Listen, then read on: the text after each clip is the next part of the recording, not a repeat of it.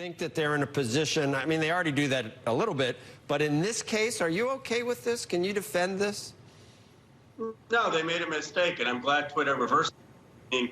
The principle that a journalist can't publish unauthorized sources would mean that we would not have published the Pentagon Papers or the WikiLeaks, Iraq.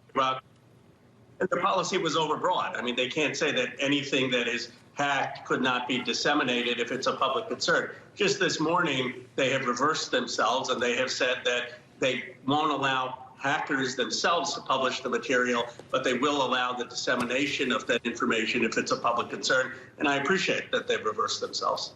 Okay. All right. So I don't know, Kevin, you don't have someone to just, just argue with and disagree with vehemently, but you might even say it in a more, like I say, in a more vociferous way.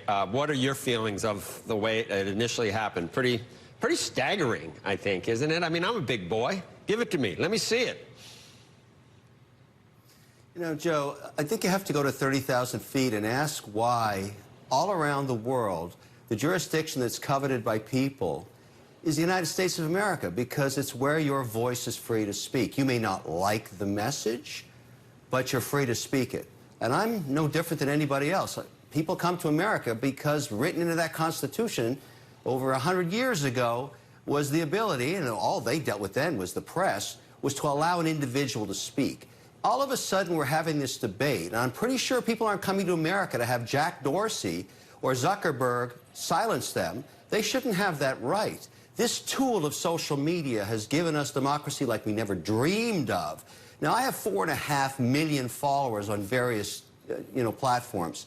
My content is curated by me. It reflects my beliefs and the things that matter to me. You have the right to shut me down, Joe. If you don't want to hear from me, you turn me off. That's the tool inside social. So I can go and sue a newspaper that slanders me under the jurisdiction that they fact-checked it, and in fact, they're journalists and they're supposed to get it right. But on social media, you have the power. You don't want to hear from me? Turn me off. And that's the way I run my content. I don't want any of this changed, because this is the tool by which I support my companies, my entrepreneurs sell their products, and all of a sudden we have politicians weighing in on what content is right or what isn't.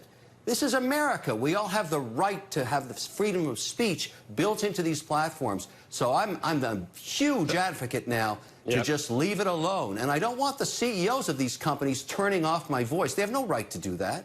I mean, is this now gotten to the point where it's justified to do something with 230, do you think, Kevin? I mean, was that one, just one, this is a straw that breaks the camel's back? I mean, we've seen a lot of shenanigans, I think, with these guys. But, I mean, was this the bridge too far?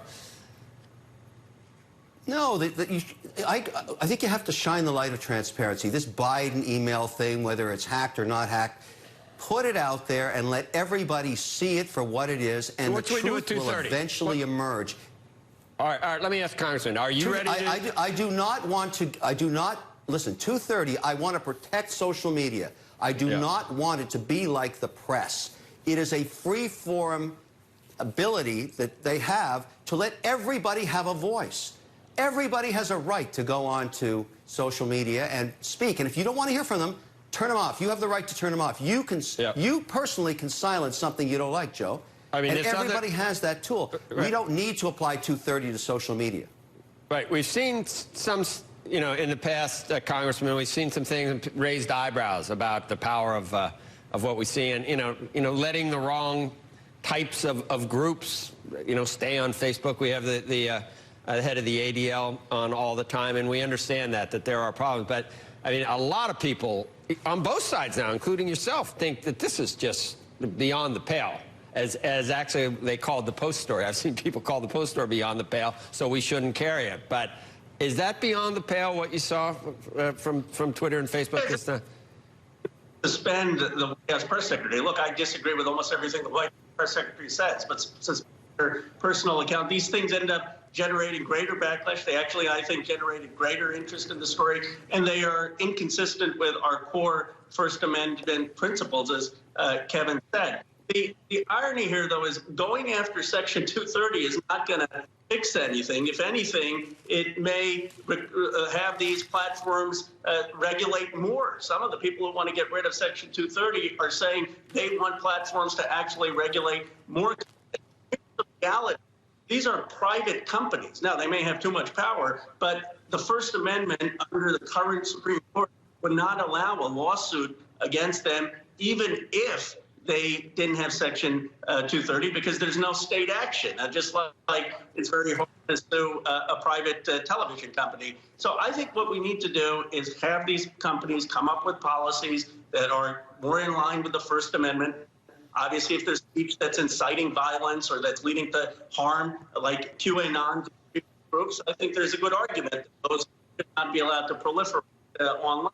But in this case, I think they went too far. So